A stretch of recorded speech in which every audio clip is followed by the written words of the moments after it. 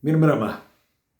Sot në ekskluziv dua t'ju tregoj se si alienët rrëmbejnë njerëzit, ose si vjen në kontakt me njerëzit. Është termini më i thjeshtë dhe më i mirë, më i përshtatshëm. Dhe meqense këtu gjenden një grup ose ju që gjendeni këtu, doja ta thosha më bukur, por doja u them direkte, jeni të përzgjedhur, sepse kam vëre nga diskutimet që bëhen që nuk janë ofenduese, dhe kjo do të thotë që ju që gjendeni në këtë faqe, të paktën ju që komunikoni me mua, jeni të një niveli më të lartë. Sepse nëse vini në rrjetet sociale të tjera, janë komente kryesisht banale. Dhe kjo tregon nivelin e secilit. Kështu që unë ju falenderit që jemi për herë bashkë, ju falenderit që gjendemi këtu, dhe nëse dikush është këtu rastësisht, do t'i lutesh atij bëj like faqes shihemi sërish, ju falenderit. Dhe doja t'ju tregoja, siç ju thash, për ata që nuk janë të informuar, se si alienët vijnë në kontakt me njerëzit dhe çfarë janë. Pra, unë do flas haptazi. Këtu më lejohet, për atë që ju thash e para, që gjendem mes njerëzish të zgjuar, të një niveli tjetër, dhe tjetra që kemi më shumë kohë sepse mund të zgjatem. Pikë së pari, duhet të dini që kur kanë filluar këto studime, ka vite që kanë filluar këto studime, kam kuptuar diçka të rëndësishme, që pothuaj rreth 30% e njerëzve kanë parë ose janë vënë në kontakt me diçka të mbinatyrshme. Dhe që të gjithë së bashku, askush nuk e ka kuptuar botën në të cilën ne jetojmë. E përsëris edhe një herë, kjo është tepër e rëndësishme. Askush, as vetë shkenca nuk e ka kuptuar se në çfarë bote jetojmë, si është kjo botë. Nuk e ka kuptuar, sepse ne njohim vetëm 5% të botës që na rrethon. Dhe nëse e keni lexuar artikullin e fundit vitit 2024, është zbuluar që te këtij universi ekziston një univers tjetër që quhet universi pasqyrë. Pse quhet pasqyrë? Sepse nga këtu duhet fillojmë. Unë jam i bindur sepse që kur kam filluar që studioj këto fenomene, madje që kur fillova që të shkruaja, e kam shkruar dhe në libër Viaggiando nel passato, që për mendimin tim nuk ka vetëm 12 dimensione, por ka dhe një pafundësi universish. Sepse janë në një formë si ato plazmat, siç e ka thënë edhe Alan Guth dikur, që janë mes njëra tjetrës, por çfarë duhet të kuptojmë me këtë? Janë sikur të jenë flet të ndara njëra me tjetrën, por gjenden brenda këtij universi, ose brenda kësaj fushe magnetike. Çfarë është fusha? Me fjalë, ne duhet kuptojmë se çfarë është universi. Universi nuk është vetëm materie që ne shikojmë, sepse çdo lloj materie, pra edhe grimcat e rërës ose uji apo çdo gjë, ka një frekuencë. Dhe ajo që është më e rëndësishme është frekuenca ose fusha magnetike që gjendet. Dhe nëse bazohemi tek fusha magnetike, atëherë edhe vetë shkenca, siç ju thash, ka vërtetuar që ekziston një univers paralel, që funksionon identik si universi ynë. Ç'do thotë kjo? Do thotë që ajo çka ndodh këtu, ndodh edhe atje, ajo çka ndodh atje, ndodh edhe këtu. Pra është në një formë jo vetëm paralele, por edhe në formë pasqyre. Ndaj dhe quhet universi pasqyrë. Mirë po, shumë shkencëtar mendojnë që ekzistojnë universi pafund. Tani, pse po e them këtë? Sepse pikërisht brenda kësaj materie bëhen kontaktet, por kontaktet janë, siç ju thash, ato fletët që gjenden në mes. Pra, ato fletët janë dimensionet, ose universit, apo thuajeni si të doni. Sepse janë fusha magnetike, pra janë frekuenca. Ne, për shembull, kaq e kemi frekuencën, nëse e dini, truri i njeriut është i ndarë me frekuenca. Kaq hertz për dëgjimin, kaq hertz për shikimin, kaq hertz edhe tjerë. Pse e them këtë? Sepse çdo gjë, edhe shikimi ynë, ka një frekuencë. Pra ne në bazë të frekuencave perceptojmë botën në të cilën jetojmë dhe e jetojmë këtë botë në bazë të këtyre frekuencave. Tani, çdo të thotë kjo, më ndiqni me kujdes, se të më falni, por thash dua të jem më i saktë në këtë dhe këtu kam mundësinë. Tani, çdo thot kjo, grimcat, ashtu siç na tregon edhe teoria e relativitetit, çdo gjë ekziston në të njëjtin vend në të njëjtin kohë, sepse për ata që nuk janë të informuar, nëse ne shkojmë nga këtu në qendër të universit, koha nuk ekziston më, pra zhduket. Do të thotë që e kaluara, e tashmja dhe ardhmja janë një. Përveç kësaj, sepse gjenden në një fushë magnetike të vetme, por të ndara me nivele. Çfarë janë këto nivele? Nivelet janë dimensionet. Pra, në çdo dimension ka një perceptim ndryshe. Njeriu gjendet në dimensionin e tretë. Dhe merreni me mend, të kalosh në dimensionin e katërt ne nuk mundemi. Në dimensionin e dytë mund të kuptojmë diçka, sepse për shembull dy dimensions janë kafshët, insektet, për shembull, që i cilësojnë kështu, po unë nuk i vlerësoj të tilla. Megjithatë, e zëm sikur janë kështu. Por perceptimi ynë është tridimensional. Pra, ne jemi në botën tridimensionale, në 3D. Okej? Kështu që duke qenë në dimensionin e tretë, nëse keni vënë re, kanë dalë tani edhe disa aparatura që bëjnë 7D. 8D, pra dimensioni, sepse në fakt po të lexoni teorinë e stringëve ose ta kuptoni teorinë e stringëve, teoria e stringëve do të thotë që dy grimca nëse ndahen, ku do qofshin ato, nëse ndahen dhe shkojnë nga një cep në tjetër të universit, ato sillen në mënyrë të barabartë dhe në mënyrë të menjëhershme. Pra, çdo të thotë, nëse ndaj unë një qelizë të trupit tim dhe ndaj më dysh, një pjesë e kësaj, nëse gjendet në cep të universit dhe tjetër në cep të universit, ajo çka do t'i ndodh asaj qelize atje, do t'i ndodh edhe asaj tjetrës atje në të njëjtën kohë. Pra, koha nuk ekziston, sepse koha është e kaluara, e tashmja dhe ardhmja. Nuk e di më kuptuat apo jo. Tani, pse e them këtë? Sepse nëse ne gjendemi në dimensionin e tretë, aq është niveli ynë. Nuk mund të shkojmë në dimensionin e katërt. Por nëse ka një inteligjencë më të madhe, pra më të zgjuar, që mund të shkojë nga ky dimension këtu dhe nga ky këtu etj, ne nuk mund ta kuptojmë kurrë. Së pari, sepse ne jemi të predispozuar për këtë dimension, pra për dimensionin e tretë. Nuk jemi të predispozuar për dimensionin e katërt ose për të lëvizur në dimensione. Sepse pikë së pari, ne përdorim vetëm 10%. Jo vetëm që gjendemi në dimensionin e tretë, por frekuencat e trurit, pra truri ynë, funksionon pak a shumë 20%, le ta zëm 20%. Pra nuk funksionon 100% në këtë dimension që jemi. Merrni me mend pastaj që të shkosh në një dimension tjetër. Pra, nëse ekziston një specie atje jashtë në dimensionin e 4, 5 apo 6 apo ku ta di unë, dhe të lëvizet të shfaqet këtu, ne nuk mund ta perceptojmë dot. Vetëm në një mënyrë mund ta perceptojmë, nëse do të na lejojë që ta perceptojmë. Në këtë rast është njësoj sikur ne të kemi delet përpara. Pëllumat apo çfarë të duash ti. Ata na shohin. Okay? Sepse ne u japim mundësinë që të na shohin. Por ne mund të maskohemi. Mund të maskohemi për shembull me një politilen, një plastik ose me barë. Hedhim barë sipër, po e marr në mënyrë banale, vendosim barën në të gjithë trupin, afrohemi dal nga dal dhe ata nuk e kuptojnë që ti je aty brenda.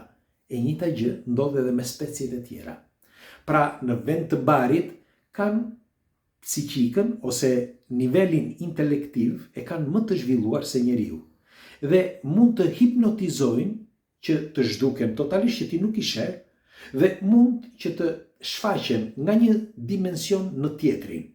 Pa e kuptuar, sepse futen në ato fletët që thash të dimensionit, me njerë nuk kanë nevojë të bëjnë kilometra, miliarda kilometra si thot dikush.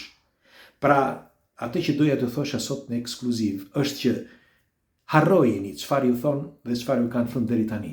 Harrojeni se si e keni ndërmend ju se si janë alienët që bëjnë kilometra, miliarda kilometra dritë.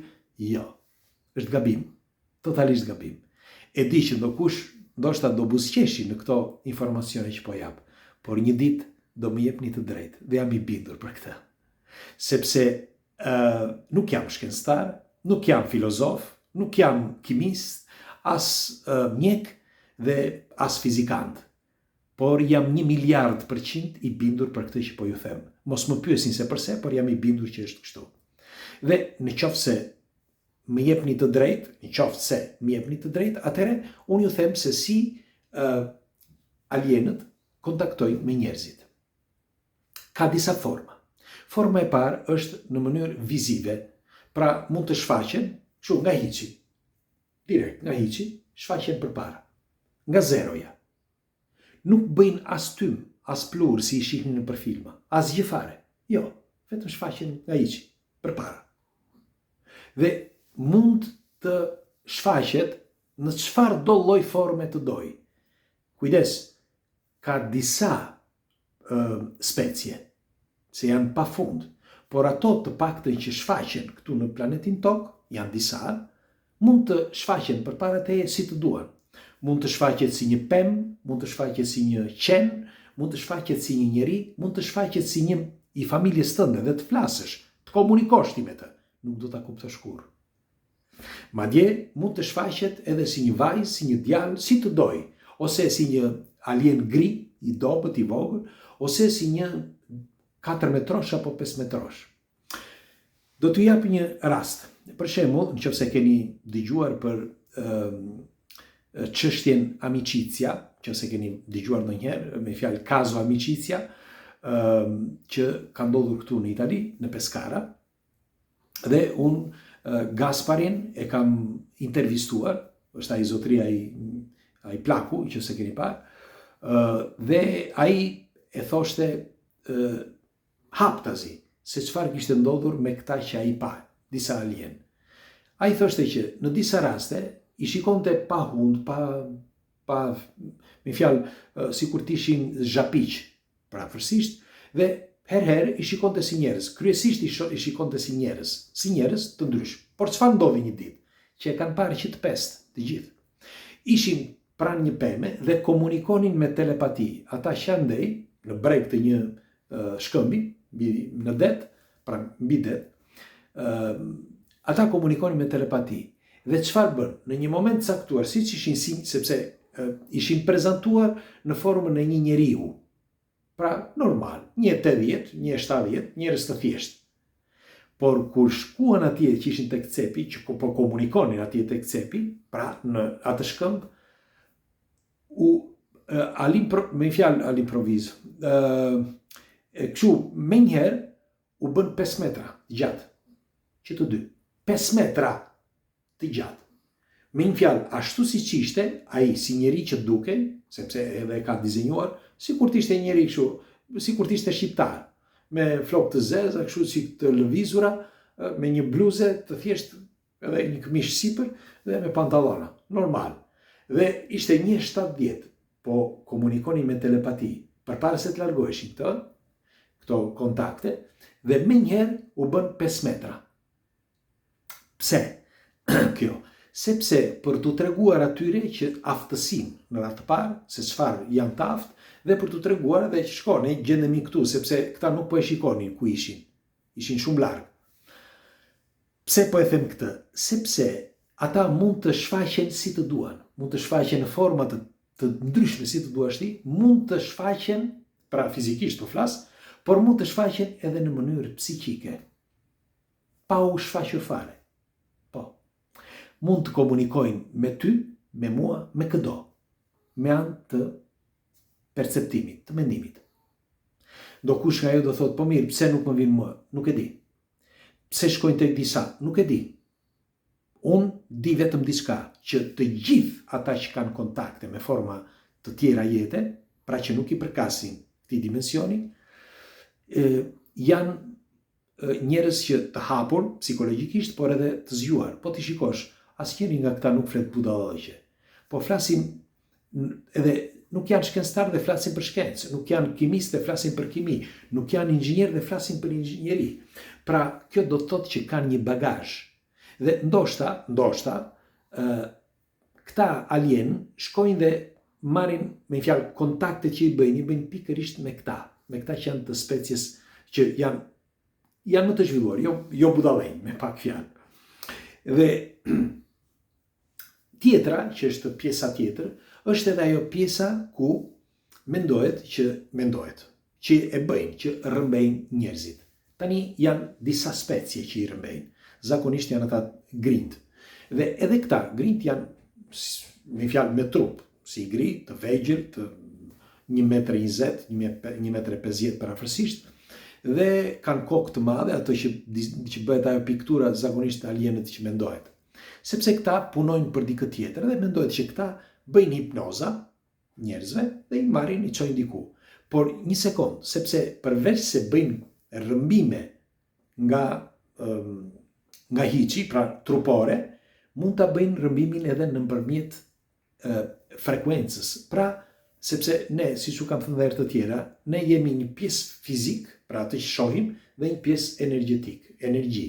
Pra të marrin pjesën e energjisë dhe e studiojnë, ose nuk e di se çfarë bëjnë. Pra, pa të marrë ty fizikisht, të marrin në mënyrë energjike, ose astrale, si quhet. Dhe ndaj dhe shumë nga këta abductive, ose këta njerëzit që merren, që rrëmben, tregojnë që shkojnë, janë në një krevat, apo janë në një planet, apo ku ta di unë. Shumë prej tyre, po thuaj 80-90% prej tyre, 90%, janë marrë jo fizikisht, por në mënyrë energjike. Jam i bindur për këtë dhe e din që të gjithë ufologët, nuk është se them vetëm unë. Dhe pjesa e fundit, sepse doja të thoshja që pjesa e fundit, do t'ju them pjesa e fundit njerë pastaj. Pjesa e fundit është ajo që ka edhe kontakte të pjesshme, për shembull pa ju shfaqur në mendje ose përpara njerëzve, pa ju shfaqur fizikisht, po flas, ose në imagjinat, pa ju shfaqur fare, edhe me anë të mendimit, por janë mendime që nuk janë të shpeshta, por janë vetëm për një diktim të caktuar, tek disa njerëz të caktuar. Për shembull, tek Leonardo da Vinci ose Mendelejev, që i tha bëj këtë dhe kaq. Nuk e dini apo jo të tabelës numerike, të elementve, dhe të tjerë akoma. Dhe keni edhe në Shqipëri, kemi folur disa herë dhe për këtë. Pra, këto janë kontaktet që bëhen me një dimension tjetër, ose me disa forma të tjera jete, që për ne janë të paperceptueshme. Tani, shumë njerëz, shumë nga ju më kanë shkruar, që kanë disa dëgjime, dëgjojnë për shembull zëra, apo kanë disa perceptime sikur natën ose dhe ditën, kanë disa perceptime sikur të ketë dikë aty afër etj, janë të gjitha reale, nuk janë fantazi. Pra, sepse ne nuk jemi në gjendje të perceptojmë, me fjalë që ti prekim ose ti shohim, jemi në gjendje të perceptojmë pjesë prej tyre, me anë të, nëse, për shembull, nëse i afroni murit, po t'i afroni murit me kokë, t'jetë natë, virini re, edhe sikur mos të ketë dritë, ju e kuptoni që i arrini murit afër. E njëjta gjë është dhe kjo. Kur kalon diçka që është afër jush, ju e ndjeni, sepse e ndjen perceptimi, por nuk mund ta shihni. Pra, nëse ai apo ajo vendos që ti ta shohësh, vetëm atëherë po. Shpresoj të kem qenë i qartë për këtë, dhe ky është ajo formë që vjen në kontakt forma të tjera jete me njerëzit. Thash, jam i bindur për këtë, një ditë kjo do vërtetohet edhe shkencërisht, shumë shpejt, shpresoj, dhe do dëshiroja një komentin tuaj.